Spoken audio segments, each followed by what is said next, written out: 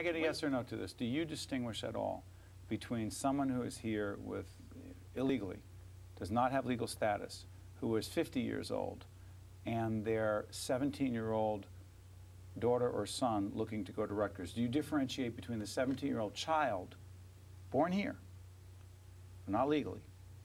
Well, if they're born here, no, that's a different situation. Came in with 3. I apologize. Coming in with the 3, and the 50-year-old parent who's never opted to go through the process. Do you distinguish at all between that 3-year-old who's now 17, wants to pursue higher education in New Jersey, and that 50-year-old who never did anything about it? Do you distinguish at all? Of course there's a difference. What does that child, what should that child get from the state of New Jersey as it relates to college, public college support? I think they should, if they can come up with the tuition, they should be allowed to go to college. Tuition. Okay. But not in-state tuition. Not in-state tuition, Exactly. even though they lived here from 3 to 17. They didn't live here legally. Okay. I just want, you answered the question. All right, they didn't live anywhere else, legally or illegally, but in any event, let me move on to the second question, the one, the other headline issue, the driver's license. Shai, could you clarify for us what exactly the panel recommended regarding driver's license or driving privileges? And it's one of the reasons why I was glad you invited me, because the press has not given a complete discussion of this. Could you do it without reading it? It says that you only are going to get to this potential driving license and or privilege until after consultation and cooperation with the Federal Department of Homeland Security. The whole point was that the panel, and we were all volunteers, we weren't paid a dime. There wasn't a dime of government money spent on this. We paid our own gas, our own meals. There wasn't even a pizza, nothing. Okay, traveled all over the state to the hearings. There was no professional staff provided by the state? None.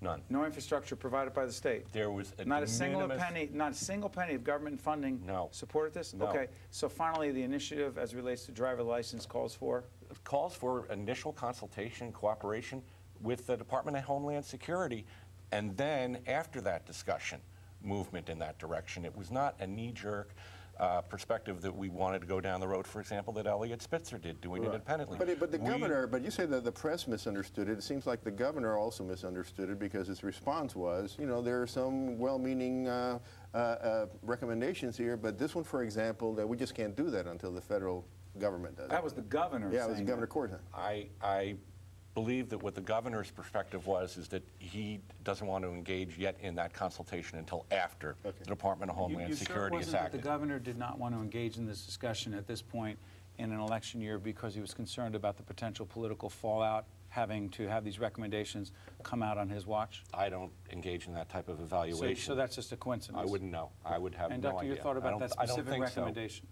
Well, again, you're rewarding behavior that you don't want to reward. How so? Well, you're taking people that came here illegally, that are a drain on the economy, and you're giving them privileges that they shouldn't have.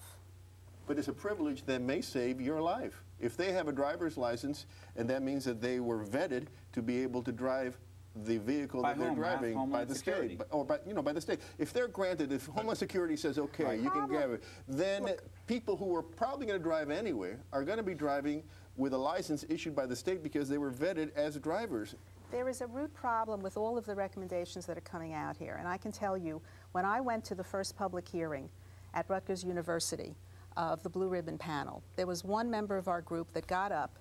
All of the members of the panel were on the stage, and we all had a chance, those of us in the audience had a chance to give a short statement. One of us got up and said, it's a rhetorical question. We have not heard it, nor have our audience. And said, I want to ask if there's anyone on this panel that believes that immigration law should be enforced. Please raise your hand. Now, not a single hand went up.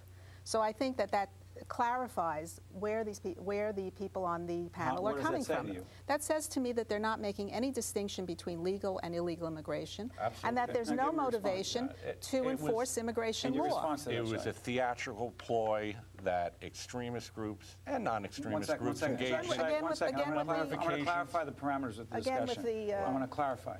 Our objective here, as it's been for 16 years, is to have a meaningful, reasonable, civil discourse about complex issues. The doctor laid out a charge that said that not a single person on the panel raised their hand when asked that question. Without making reference to what you perceive her organization to be or the effort itself to ask anyone to raise their hand, Respond to what she said. Because it was done in a rhetorical manner. Okay, let's assume that. Let's assume that. But apparently, nobody raised their hands. So what does that mean? What it means is that we knew what that actor was up to, that they were not there to testify, they were not there to enlighten, they were there to make a speech. He wasn't an actor. All right, let us ask the question. Raph's not an actor, and he's not pontificating. Ask the question, Raph. Fine. First of all, the purpose was to take... The question was there anyone on the panel who saw a distinction between someone who was here legally and illegally? There were law enforcement officials on that panel. I'm a former assistant prosecutor. I believe in patrolling our borders, having to make sure that we have secure borders, that we have to have a balanced system. And we knew when the question was asked, and other times, and not only that, questions from... Let me finish. We had similar dramatic ploys from the left also, and we were non-responsive to them because we were there to take testimony. How about enforcing immigration law? I'll ask you a direct question. How about question. enforcing immigration law? No theatrics. Do you see any distinction between someone who was here legally and someone who was here illegally as it relates to the government's responsibilities in terms of dealing with that person? Okay, the terminology is problematic. Okay? Do you see any distinction between someone who was here with legal status or undocumented illegally here? And the reality is that there are various stages of undocumented. Do you see any distinction? I don't see a moral distinction, but I see there obviously is a legal distinction. Absolutely. Do you see any distinction? I see a legal distinction. Do you personally see a distinction? Yes. I see a legal distinction. Well, that's different from the members of the panel, because when I was there at that meeting, Ron Chen, Ron Chen, who's the public advocate in charge of the panel. Yes, and he Former said... Rutgers law professor.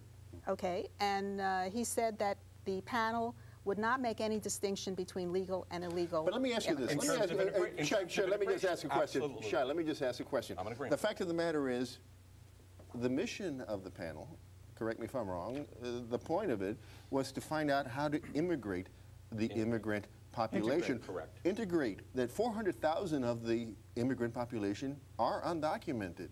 Now, what are you going to do about the undocumented 400,000 plus?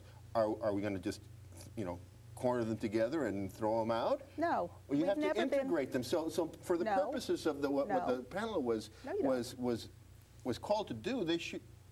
No distinction probably should have been made. I disagree with the premise that the panel was established on, because I think that what Governor Karzai should be looking to do is to see ways in which immigration law can be enforced in the state of New Jersey. That's what our organization has as its, that's what we're proposing. Well, be specific here. 20% of the population in New Jersey right now is an immigrant population. Of that, virtually every standard or every set of statistics I look at argues that the number of people who are here undocumented or with illegal status outnumber those who are here legally. What do you propose be done with that massive number of people who are here not with legal status? Specifically, what do you propose? There are initiatives all over the country. There are states all over the country that have done things. Name one thing that needs to be done. Yes, I will. There are states that have passed laws that said that employers have to check with E-Verify, which is a federal database, in order to hire people. In other words, you're an employee, you got a business, someone applies for a job, they give you your social security number, you go into the E-Verify database and you make sure that that's a valid social security number, that you're not dealing with someone who's in the country illegally. Now, there have been states around the country that have passed laws making it illegal for employers to not, mandating the use of that system. And that should happen in New Jersey.